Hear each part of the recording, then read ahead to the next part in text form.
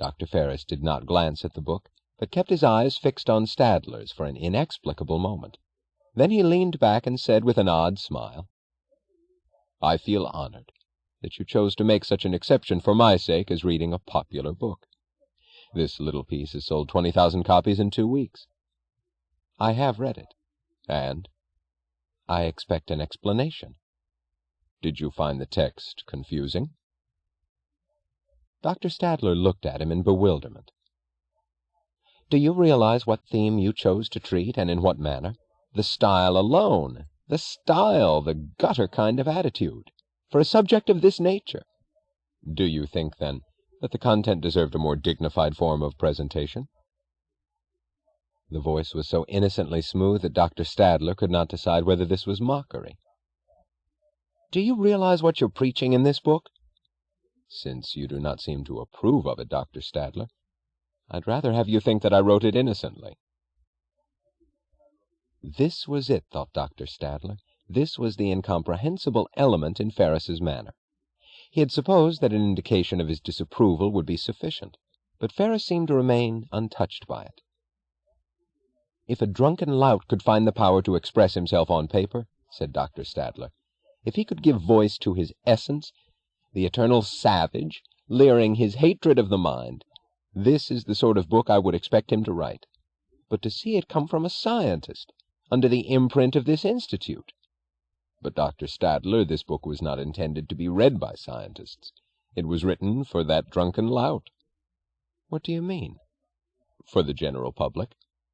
"But, good God! The feeblest imbecile should be able to see the glaring contradictions in every one of your statements." "Let us put it this way, Dr. Stadler. The man who doesn't see that deserves to believe all my statements."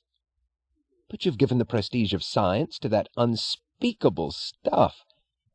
It was all right for a disreputable mediocrity like Simon Pritchett to drool it as some sort of woozy mysticism. Nobody listened to him. But you've made them think it's science. Science! You've taken the achievement of the mind to destroy the mind. By what right did you use my work to make an unwarranted, preposterous switch into another field, pull an inapplicable metaphor and draw a monstrous generalization out of what is merely a mathematical problem? By what right did you make it sound as if I gave my sanction to that book?" Dr. Ferris did nothing. He merely looked at Dr. Stadler calmly. But the calm gave him an air that was almost patronizing. "Now you see, Dr. Stadler, you're speaking as if this book were addressed to a thinking audience. If it were, one would have to be concerned with such matters as accuracy, validity, logic, and the prestige of science. But it isn't. It's addressed to the public. And you have always been first to believe that the public does not think." He paused, but Dr. Stadler said nothing. "This book may have no philosophical value whatever, but it has a great psychological value." "Just what is that?" "You see, Dr. Stadler, people don't want to think.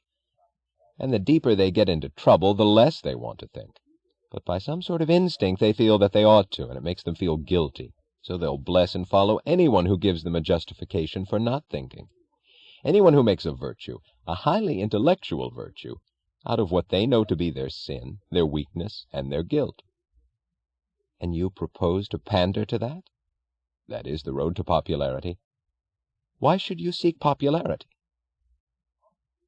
Dr. Ferris's eyes moved casually to Dr. Stadler's face, as if by pure accident.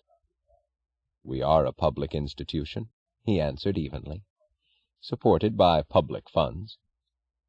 "So you tell people that science is a futile fraud which ought to be abolished." "That is a conclusion which could be drawn in logic from my book. But that is not the conclusion they will draw." "And what about the disgrace to the Institute in the eyes of men of intelligence, wherever such may be left?" "Why should we worry about them?" Dr. Stadler could have regarded the sentence as conceivable, had it been uttered with hatred, envy, or malice.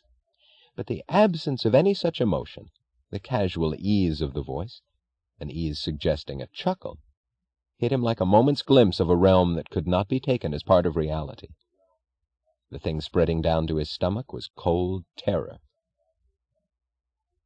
"Did you observe the reactions to my book, Dr. Stadler? It was received with considerable favor. Yes, and that is what I find impossible to believe. He had to speak. He had to speak as if this were a civilized discussion. He could not allow himself time to know what it was he had felt for a moment. I am unable to understand the attention you received in all the reputable academic magazines, and how they could permit themselves to discuss your book seriously. If Hugh Axton were around, no academic publication would have dared to treat this as a work admissible into the realm of philosophy. He is not around. Dr. Stadler felt that there were words which he was now called upon to pronounce, and he wished he could end this conversation before he discovered what they were. On the other hand, said Dr. Ferris, the ads for my book. Oh, I'm sure you would notice such things as ads. Quote a letter of high praise which I received from Mr. Wesley Mooch. Who the hell is Mr. Wesley Mooch? Dr. Ferris smiled. In another year, even you won't ask that question, Dr. Stadler. Let us put it this way. Mr. Mooch is the man who is rationing oil, for the time being. Then I suggest that you stick to your job. Deal with Mr. Mooch, and leave him the realm of oil furnaces, but leave the realm of ideas to me. It would be curious to try to formulate the line of demarcation, said Dr. Ferris in the tone of an idle academic remark. But if we're talking about my book, why then we're talking about the realm of public relations.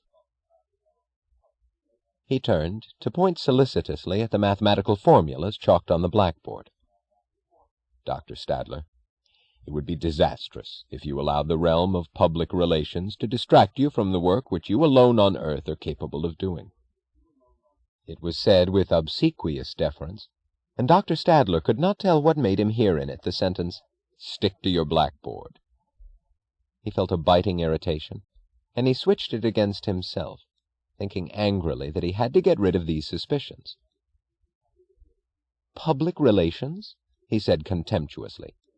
"I don't see any practical purpose in your book. I don't see what it's intended to accomplish." "Don't you?" Dr. Ferris's eyes flickered briefly to his face. The sparkle of insolence was too swift to be identified with certainty. "I cannot permit myself to consider certain things as possible in a civilized society," Dr. Stadler said sternly. "That is admirably exact," said Dr. Ferris cheerfully. "You cannot permit yourself." Dr. Ferris rose, being first to indicate that the interview was ended. "Please call for me whenever anything occurs in this institute to cause you discomfort, Dr. Stadler," he said. "It is my privilege always to be at your service." Knowing that he had to assert his authority, smothering the shameful realization of the sort of substitute he was choosing, Dr. Stadler said imperiously, in a tone of sarcastic rudeness, "The next time I call for you, you'd better do something about that car of yours." "Yes, Dr. Stadler, I shall make certain never to be late again, and I beg you to forgive me." Dr. Ferris responded as if playing a part on cue, as if he were pleased that Dr. Stadler had learned at last the modern method of communication. "My car has been causing me a great deal of trouble. It's falling to pieces, and I had ordered a new one some time ago, the best one on the market, a Hammond convertible. But Lawrence Hammond went out of business last week without reason or warning, so now I'm stuck. Those bastards seem to be vanishing somewhere. Something will have to be done about it." When Ferris had gone, Dr. Stadler sat at his desk, his shoulders shrinking together, conscious only of a desperate wish not to be seen by anyone. In the fog of the pain which he would not define, there was also the desperate feeling that no one of those he valued, would ever wish to see him again. He knew the words which he had not uttered. He had not said that he would denounce the book in public and repudiate it in the name of the Institute. He had not said it because he had been afraid to discover that the threat would leave Ferris unmoved, that Ferris was safe, that the word of Dr. Robert Stadler had no power any longer.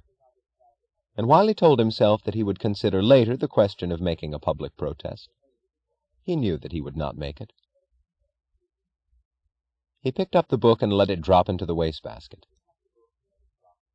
A face came to his mind, suddenly and clearly, as if he were seeing the purity of its every line.